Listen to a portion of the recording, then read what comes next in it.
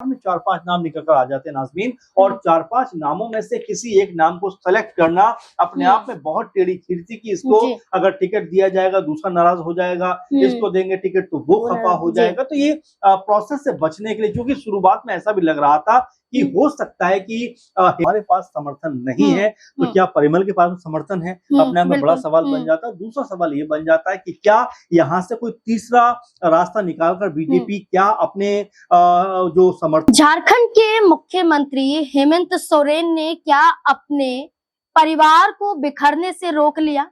क्या अपने पूरे परिवार को समेट लिया हेमंत सोरेन ने, या एक बड़ा मौका हेमंत सोरेन ने अपने हाथों से गंवा दिया? दरअसल चर्चा है झारखंड राज्यसभा चुनाव की। 2 सीटों पर राज्यसभा का चुनाव है और बीते दिनों खूब चर्चा हुई कि आपसी सहमति हो चुकी है कांग्रेस पार्टी और झारखंड मुक्ति मोर्चा में। आपसी सहमति यानी कि एक सीट पर कांग्रेस पार्टी का उम्मीदवार तो एक सीट पर झारखंड मुक्ति मोर्चा का उम्मीदवार। और ऐसे में माना गया कि झारखंड मुक्ति मोर्चा के जरिए कई नाम आगे आ रहे थे, जिसमें उनकी पत्नी कल्पना सोरेन का नाम भी था, हेमंत सोरेन की बहन का नाम भी था, और यहाँ नाम जयश्री सोरेन का भी था जो सीता सोरेन की और दुर्गा सोरेन की बेटी हैं। और इन तमाम नामों के सामने आने के बावजूद भी जब हेमंत सोरेन ने फैसला लिया तो परिवार के चेहरों से इतर जाकर फैसला लिया, और वो फैसला था मेघनाथ राम को लेकर, जहां ये फैसला किया गया कि जो एक उम्मीदवार झारखंड मुक्ति मोर्चा के जरिए उतारा जाएगा वो ये नाम होगा, लेकिन वो परिवार का कोई चेहरा नहीं होगा।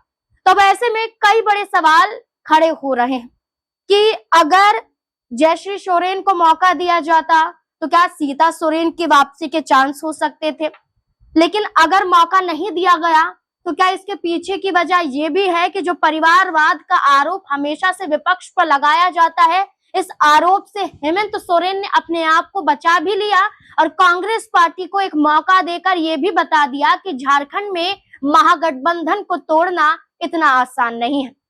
जो सवाल यहाँ पर खड़े हो रहे हैं इन सभी के जवाब तलाशने की कोशिश करेंगे। हमारे साथ हमारे वरिष्ठ पत्रकार यहाँ अमन सर जी मौजूद हैं। सर, झारखंड की राजनीति में बार बार ये चर्चा होती रही कि हेमंत सोरेन क्या फैसला लेंगे, दोनों सीटों पर उम्मीदवार उतारेंगे, कांग्रेस पार्टी को नाराज करेंगे, क्योंकि कांग्रेस पार्टी ने असम में जो किया उसकी वजह से बार बार ये कहा जा रहा था, और बीजेपी भी इंतजार कर रही थी कि क्या फैसला इनके जरिए लिया जाएगा और उसके बाद हम फैसला करेंगे। अब फैसला तो ले लिया गया है, झारखंड मुक्ति मोर्चा के जरिए एक नाम आगे कर दिया गया है।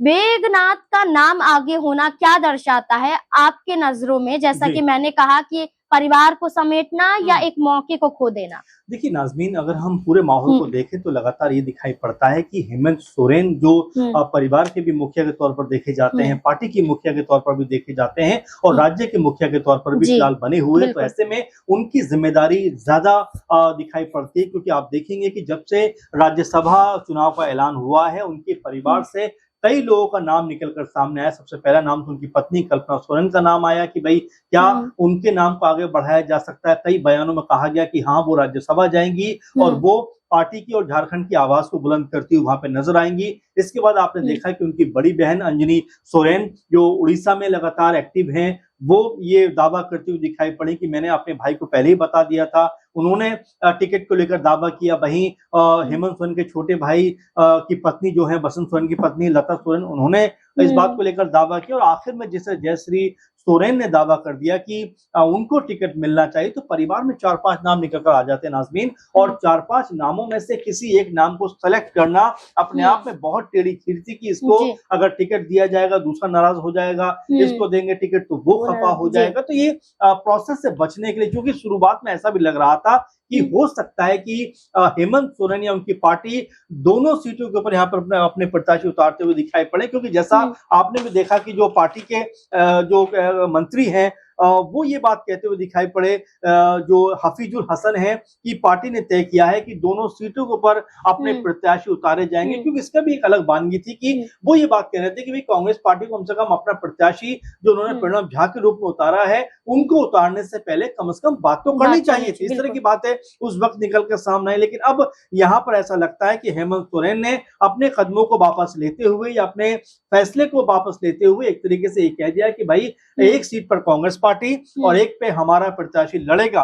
लेकिन यहाँ पर भी जिस तरीके से उन्होंने एक महत्वपूर्ण फैसला करते हुए जो अपनी पार्टी से एक ऐसे चेहरे को उतारा है जो अब तक कहीं भी उनके नाम पे चर्चा नहीं थी, और ये नाम है जेएमएम पार्टी के मजबूत नेता के तौर पर देखे जाते बैद्यनाथ राम का। और ये लातेहार से 3 बार विधायक रह चुके हैं, पार्टी के उपाध्यक्ष के तौर पर भी है। तो जाहिर बात है कि इनको उतारकर कहीं ना कहीं बीच का रास्ता अपनाने का हेमंत सोरेन ने प्रयास किया। और साथ में ये भी कहा जा रहा है कि वो दलित समुदाय से आते हैं, तो ऐसे में आदिवासी और दलित समुदाय को साधने की भी कोशिश करते हुए हेमंत सोरेन ने बैद्यनाथ राम के नाम पर मोहर लगाई ताकि उनका पक्ष यहाँ पर मजबूत होता हुआ दिखाई पड़े। तो सर जैसे कि झारखंड मुक्ति मोर्चा और कांग्रेस पार्टी ने आपसी सहमति से फैसला ले लिया, क्योंकि बीते दिनों बैठक भी होती है, फिर उसके बाद खुद हेमंत सोरेन अपने विधायकों के साथ अलग बैठक करते हैं और इस नाम पर मोहर लग जाता है और ये कहा जाता है कि आपसी सहमति है। लेकिन बीजेपी का कोई भी उम्मीदवार ना उतारना क्या बताता है कि उन्होंने अपनी हार मान ली है? अब तक तो ऐसा लग रहा था मुझे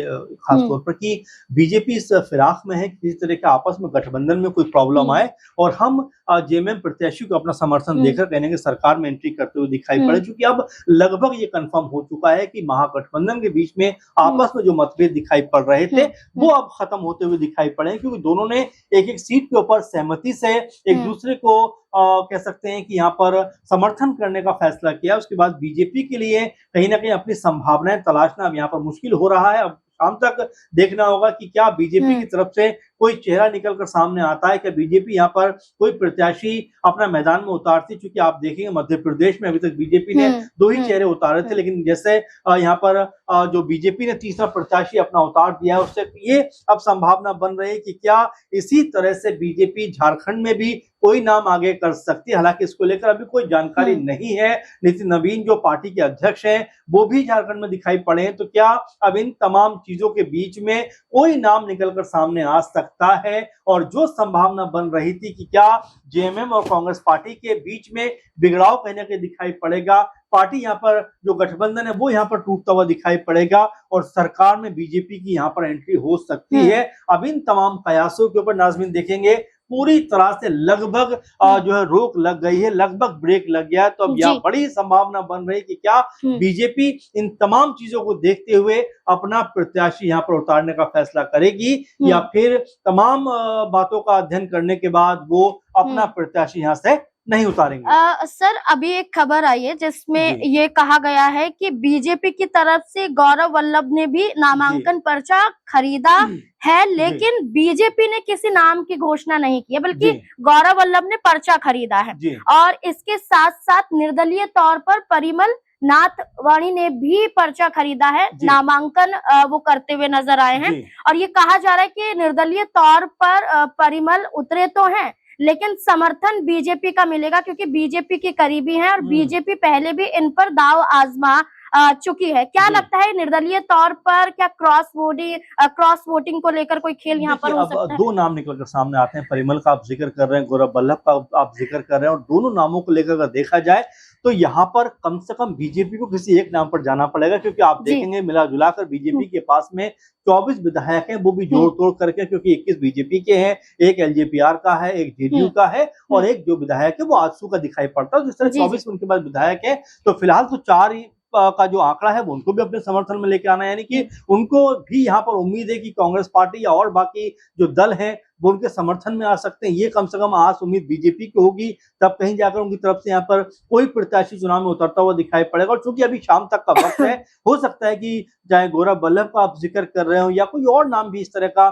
एस्टैब्लिश चेहरा बीजेपी की तरफ से सामने आ सकता है, क्योंकि अभी बहुत सारी अटकलें हैं, बहुत सारी अफवाहें हैं। अब जब कांग्रेस पार्टी और जेएमएम के बीच में सब कुछ ठीक ठाक दिखाई पड़ता है तो बीजेपी की स्थिति क्या रहेगी, किस तरह से रहेगी, और क्या वाकई में बीजेपी किसी को समर्थन करने का ऐलान करेगी? क्योंकि जो आंकड़ा बताता है वो तो लगभग कह सकते हैं महागठबंधन के पक्ष में सारा माहौल जो है बताता हुआ दिखाई पड़ता है। आप देखेंगे गठबंधन में तकरीबन आप देखें जेएमएम के पास 34 है, कांग्रेस के पास 16 है, राजद के पास 4 है और भाकपा माले के पास भी 2 है। यानी दोनों सीटों का जो पूर्ण बहुमत है वो इस महागठबंधन के पास में है। अब बीजेपी यहाँ पर क्या जो है जो कह सकते हैं कि किस तरह का माहौल बनाती है और क्या वाकई में 4-5 विधायक अपनी तरफ तोड़ के ला सकती है या क्रॉस वोटिंग यहाँ पर हो सकती है, इस तरह की संभावनाएं कहीं ना कहीं बन रही है। अब देखना यही होगा कि बीजेपी के टिकट पर या बीजेपी के नाम पर कोई चेहरा उतरेगा या बीजेपी फिर से किसी का समर्थन करते हुए दिखाई पड़ेगी। सर एक और बड़ा बयान यहाँ पर सामने आया है, इसको लेकर भी कोट कर देते हैं कि क्या कुछ यहाँ पर देखा जा रहा है। देखिए बाबूलाल का सीधे तौर पर ये कहना है कि वो यू टर्न ले रहे हैं, यानी कि वो कह रहे हैं कि उनके पास संख्या बल इतना नहीं है कि वो राज्यसभा की एक सीट भी जीत पाए, इसलिए उन्होंने सीधे तौर पर कहा है कि वो निर्दलीय तौर पर उतरने वाले परिमल नाथवानी को अपना समर्थन दे रहे हैं। और इसी को लेकर खुद परिमल नाथवानी का बयान है कि मैं झारखंडी हूँ, जीतता रहूंगा और पहले भी रहा हूँ और आगे भी रहूंगा। इससे पहले भी वो राज्यसभा सांसद रह चुके हैं और 2 बार रह चुके हैं और उनका सीधे तौर पर ये कहना है कि पुराना झारखंडी हूँ, जीतूंगा मैं ही। तो यानी कि इस बयान से तो ये साबित हो रहा है कि निर्दलीय को समर्थन भारतीय जनता पार्टी दे रही है, निर्दलीय को समर्थन कर रही है। लेकिन आपने शुरुआत में एक बात कही कि बाबूलाल मरांडी ये भी कहते हैं कि हमारे पास समर्थन नहीं है, तो क्या परिमल के पास समर्थन है? अपने आप में बड़ा सवाल बन जाता है। दूसरा सवाल ये बन जाता है कि क्या यहाँ से कोई तीसरा रास्ता निकालकर बीजेपी क्या अपने जो समर्थन से कोई राज्यसभा का यहाँ पर चुनाव जितवाने का प्रयास कर सकते, क्योंकि 24 उनके पास मिला जुला कर है। तो ऐसे में क्या क्रॉस वोटिंग की संभावना परिमल के पक्ष में बनती हुई दिखाई पड़ सकती है? क्या जो कह सकते हैं गठबंधन में लोग हैं, क्या उनमें से कुछ लोग यहाँ से वहां जा सकते हैं? तो संभावना मिला जुला कर वही की वही है, क्योंकि जीत का आंकड़ा ना बीजेपी के पास है और ना ही परिमल के पास है। तो यहाँ पर संभावना तो कई सारी बन रही है, लेकिन अब शाम तक क्या माहौल बनेगा, शाम तक क्या कुछ होता हुआ दिखाई पड़ेगा, इसको लेकर जरूर मेरे ख्याल में माहौल अलग तरह का और सियासी बनता हुआ नजर आएगा। वैसे में कांग्रेस पार्टी और जो जेएमएम है उनके एक प्रत्याशी लगभग अगर उनके पास आंकड़ा रहता है तो जीतते हुए दिखाई पड़ते हैं। अब ऐसे में बीजेपी अगर तीसरे किसी चेहरे को समर्थन करती है तो क्या वो माहौल बन पाएगा? अपने आप में झारखंड के अंदर ये सवाल बड़ा बनता हुआ दिखाई पड़ रहा है। बिल्कुल, ये सच भी दिखाई देता है कि झारखंड में 2 सीटों को जीतने के लिए महागठबंधन के पास यानी कि झारखंड मुक्ति मोर्चा, कांग्रेस और तमाम दल जो उनके साथ हैं, ये मिलकर दोनों सीटों को आसानी से निकाल सकते हैं। अब निर्दलीय तौर पर परिमल नाथवानी को समर्थन भारतीय जनता पार्टी दे रही है और कुल मिलाकर यही कहा जा रहा है कि उनके पास 24 विधायक हैं। तो सीधे तौर पर जब तक विधायक टूटेंगे नहीं, जब तक बीजेपी जीतेगी नहीं, यानी निर्दलीय भी नहीं जीतेगा। अब ऐसे में देखना होगा कि आखिरकार क्या खेल होगा राज्यसभा चुनाव के दौरान। आपको क्या लगता है झारखंड को लेकर, क्या वाकई दोनों सीटें झारखंड मुक्ति मोर्चा गठबंधन जीत जाएगा या भारतीय जनता पार्टी यहाँ पर कोई तिगड़मबाजी करती हुई नजर आएगी? क्या लगता है इस पूरे मुद्दे को लेकर? अपनी राय कमेंट सेक्शन में जरूर